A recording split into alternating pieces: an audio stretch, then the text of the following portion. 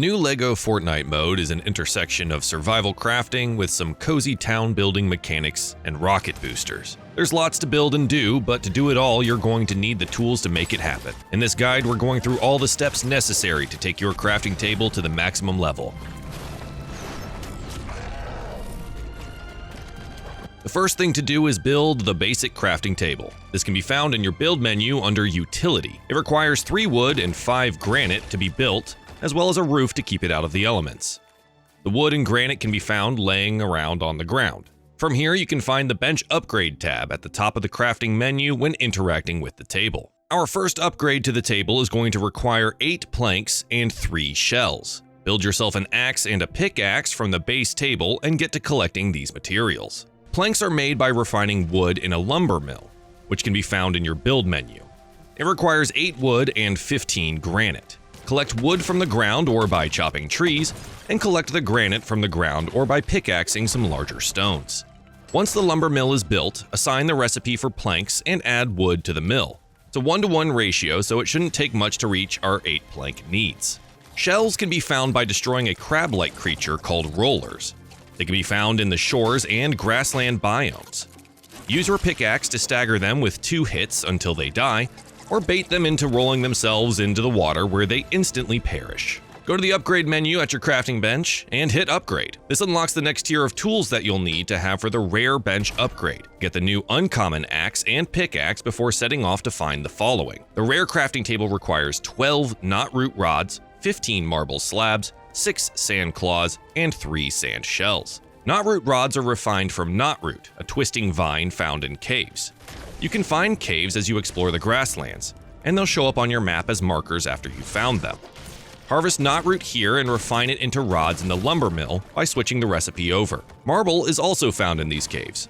You'll need to mine the large white stones and refine the raw marble into slabs using a stone breaker. The stone breaker requires 20 raw knotroot and 35 raw marble, so be sure to bring a lot of that back from your journey to a cave. You can reach the higher place material by using stairs. They only cost 2 wood to be built, and you can reuse that material by punching the stairs until they break. The next 2 materials are better found in the dry valley.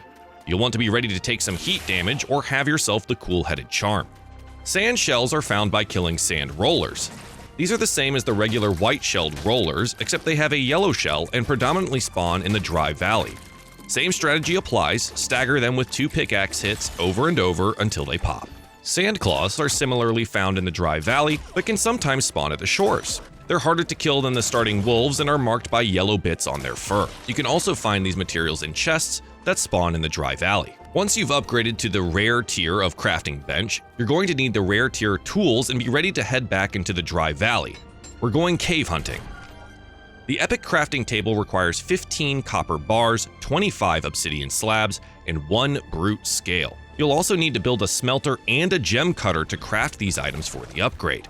The smelter requires 15 bright cores, 35 obsidian slabs, and 3 blast cores, all of which we'll find in dry valley caves. The gem cutter requires 20 marble slabs, 5 rough amber, 5 sand claws, and 3 sand shells. Rough amber can be found in the dry valley. It looks like these large yellow honey chunks of rock sitting on the large spires. You can build up to those deposits using stairs. In the dry valley, there are 2 types of caves, and we'll need both. One is a standard cave much like in the grasslands, which will have obsidian, ruby, and raw copper. The other is a lava cave, which are significantly more dangerous and will have the bright cores and blast cores needed for the upgrade. Both of these caves have extreme heat and will deal damage to your character over time. Bring a good amount of food for healing, and make sure you're adequately equipped with charms, weapons, and tools before going in. Gather at least 60 obsidian and 15 copper from the standard cave. From the lava cave, gather 45 bright core. The copper bar recipe requires 2 bright core for every bar, and 3 blast cores. Blast cores were the most difficult to find. You'll be looking for rollers with small volcanoes on their backs. Use the same tactic of hitting them with your pickaxe twice to stagger them until they fall apart, or outrun them until they explode. The explosion will still give you a blast core. You should also be able to find blast cores and the rare tier brute scale in the chests within the lava caves.